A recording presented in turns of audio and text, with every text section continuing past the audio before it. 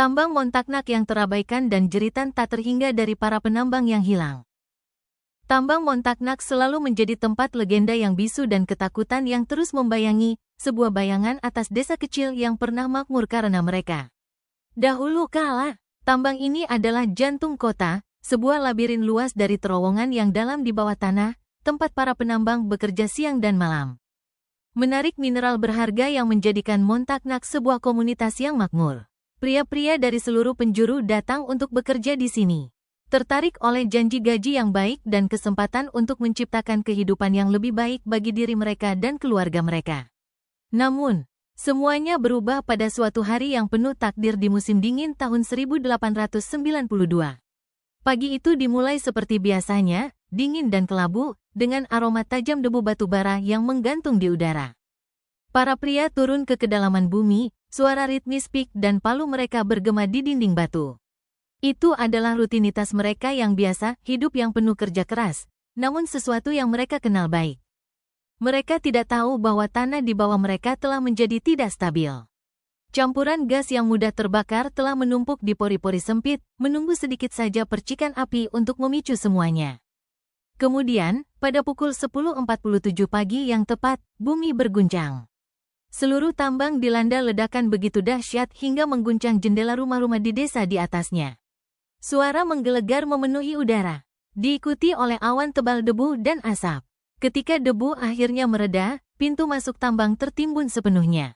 Dan terowongan bawah tanah yang dulu makmur kini hanya menjadi makam bagi mereka yang terperangkap di dalamnya.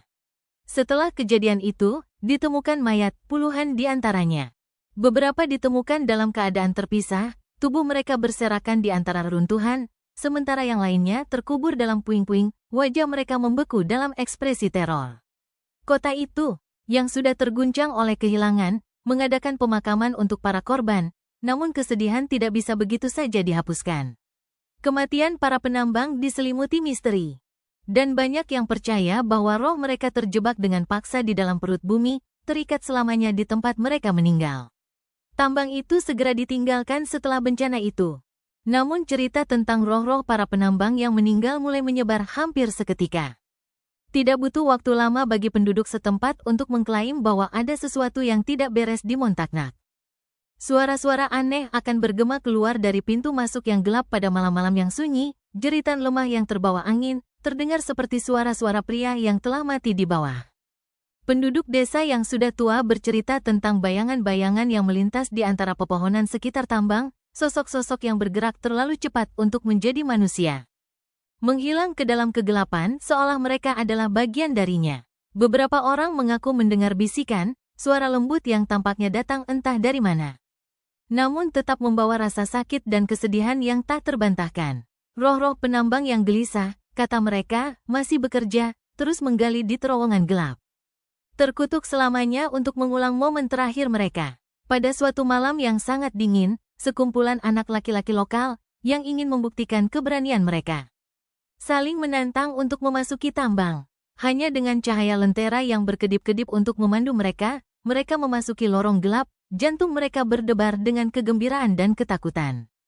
Ketika mereka turun lebih dalam ke perut bumi, udara menjadi berat, dan keheningan menekan mereka seperti sebuah beban. Namun, bukan keheningan yang paling membuat mereka merasa tidak nyaman, itu adalah perasaan bahwa mereka tidak sendirian. Awalnya, itu adalah hal-hal kecil. Suara logam yang terjatuh dari kejauhan, seperti ketukan sekop di batu. Suara sepatu bot yang gesekan di lantai berdebu. Meskipun tak ada seorang pun yang membuat suara itu. Lalu, ketika mereka semakin jauh memasuki perut tambang, suhu mulai menurun.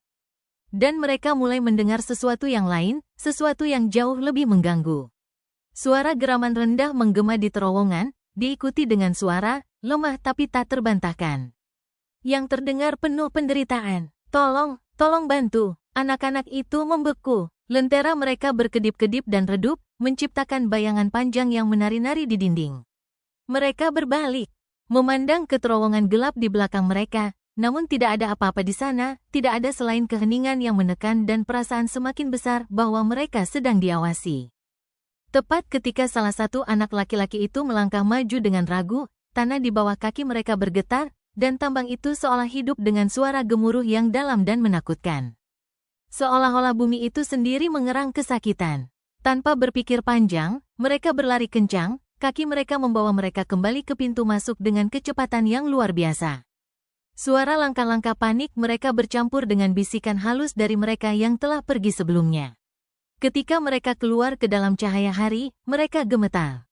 Wajah mereka pucat karena ketakutan. Mereka tidak pernah berbicara tentang apa yang mereka dengar atau lihat di dalam tambang. Namun, para tetua desa, setelah mendengar cerita anak-anak itu, hanya mengangguk mengetahui, seolah ini adalah cerita yang sudah sering mereka dengar. Seiring berjalannya waktu, tambang Montaknak tetap sunyi, ditinggalkan, dan dilupakan oleh kebanyakan orang. Namun tidak oleh mereka yang masih merasakan kehadiran yang telah meninggal.